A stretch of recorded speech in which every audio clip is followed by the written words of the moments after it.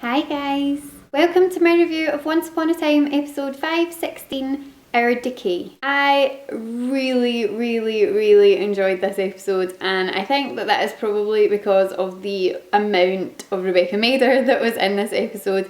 I kind of just love Zelina, and I was really looking forward to this episode because I knew that she was coming back and being kind of paired up with Hades. I just loved the idea of that. I thought just the idea of pairing these two kind of like really awful characters together and seeing what would come of it was a really interesting idea, and I just absolutely loved it. Obviously the kind of primary thread of this episode was the connection between Hades and Zelina and what it is that Zelina has that Hades wants and what happened between them in the past. I have to say I'm kind of on Zelina's side in this one in terms of the fact that I genuinely can't work out whether or not Hades means it when he says that he is doing all of this for her. Like, I think the kind of romantic side of me who like totally had so many feels about this situation, which I'm like, this is ridiculous. He is the lord of the underworld type situation. She is the wicked witch. These are two people who have done some horrible things, but I don't know, I kind of think just the like romantic in me kind of likes the idea that they could be redeemed by, you know, finding love with each other and giving up their thirst for revenge and anger and hatred and all that by just focusing on themselves. So I think the romantic in me really wants him to be sincere, but I just don't think that I can trust him. What I did enjoy was the reference to the fact that the underworld looks like Storybrooke at this point, and Hades is saying to Zelina, that is why the underworld looks like Storybrooke. I've done this for you. I want you to have your own version of what Regina's got, and that's what this is. This is our Storybrooke, our version of this world, and we can, you know, rule supreme here and live happily ever after kind of thing with the baby. And I don't know, I kind of really desperately want that to be true. Obviously I don't want them to rule the underworld together because, well, I mean they could, I suppose, if it was only horribly bad people who went there. But right now all our favourite people are there, all our heroes who need to get back to Storybrooke, so we need them to not win out, obviously. But I don't know, I kind of love the idea of them being together forever.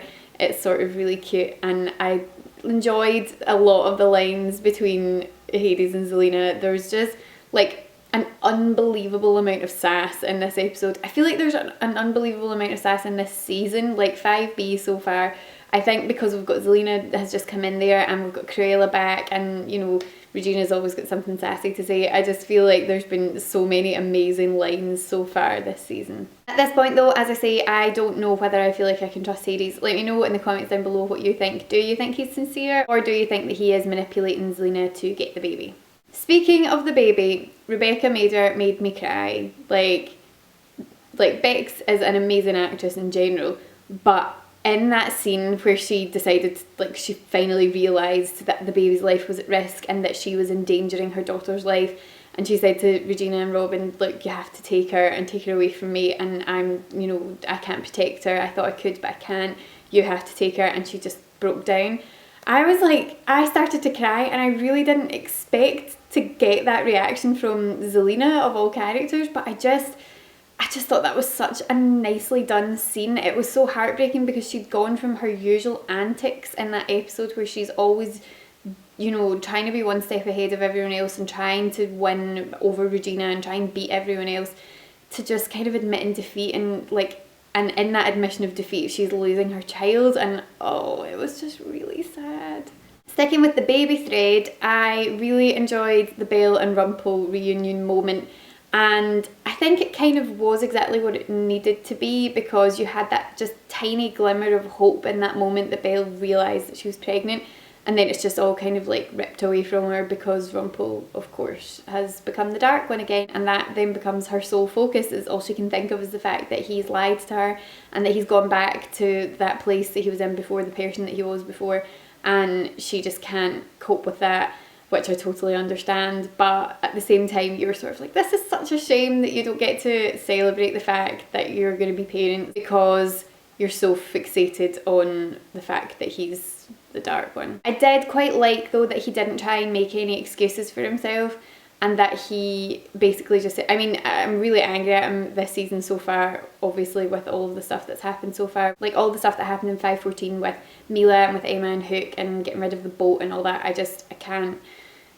cope with any of that. But I did quite like that he was just very blunt about it and basically just said, sorry, I was had to check my camera was recording. I sometimes have these moments in these Once Upon a Time videos where I think, have I just been sitting ranting to myself for a long time? But we're good. But yeah, I did quite like that he just sort of said, well, you thought that you fell in love with like the man behind the beast, but you actually fell in love with the two. You fell in love with the man and the beast, because at the time that you fell for me, we were one and the same kind of thing. And I did kind of agree with that. I think that the version of Rumpelstiltskin that Belle fell in love with isn't the original man, because the original man was who Mila was with and who she, you know, pushed away and ran off with Killian and left and tried to tell him to become a stronger man and whatever. That's who the kind of original man was, and he became a different man through being the Dark One. Now, she didn't necessarily fall in love with the Dark One because obviously that's an entity in and of itself. The Dark One is not him. The Dark One is a kind of being. We learned that through everything that happened with Emma and with Killian. And with Nimue. I think a line that kind of really sums that up is in that ridiculously cute chat that Emma and Killian had in 507, when she said, like, I'm immortal, I'm the Dark One, I'm immortal now. And he said, well, the Dark One's immortal, but Emma isn't. So I kind of think that's the way of looking at it. Like, Belle didn't fall in love with the Dark One, but she fell in love with the person Rumpel became through having that power. So I thought that was a very good scene, an important scene to have, and I just thought that it was a shame that it happened when she just found out she was going to be a mum. Continuing with the kind of baby child related thread, I'm really glad that at some point Snow and Charming have decided to, you know, mention the fact that they left Neil up in Storybrooke. I like the idea that they could go and kind of send him a message from the underworld. It was a little bit creepy but also very cute and sort of comforting, and I just like that scene and the fact that they kind of finally actually referenced the fact that he was up there, and you could see how torn they were and how it was bringing back all these memories of, you know, when they kind of had to leave Emma and or send Emma away, and it feels like this kind of like cycle of, oh, is this going to happen with every child that we have?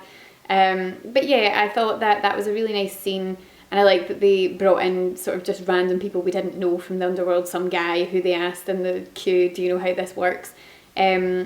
And it just was something that kind of brought them comfort, so I thought that that was nice. I think the last thing that I really have to comment on in this video that I loved, and I'm sure I'm not the only person who loved this, people who are like very big Captain Swan and Outlaw Queen shippers I'm sure will probably have felt the same about this. There was a scene in the loft where Henry was kind of exhibiting some teenage angst, which I liked because I was like, he is kind of growing up and he's getting to that age now. We've had the kind of like girl date situation in the first half of this season, so we've got this kind of teenage angst happening now, and Emma said, oh, I think we've definitely got a teenager on our hands now. And it was at this moment where it was like her and Killian were on one side of the table and Regina and Robin were on the other side of the table, and it felt like they were this little like team of four who were like all his parents, which I just really loved. I thought it was so cute.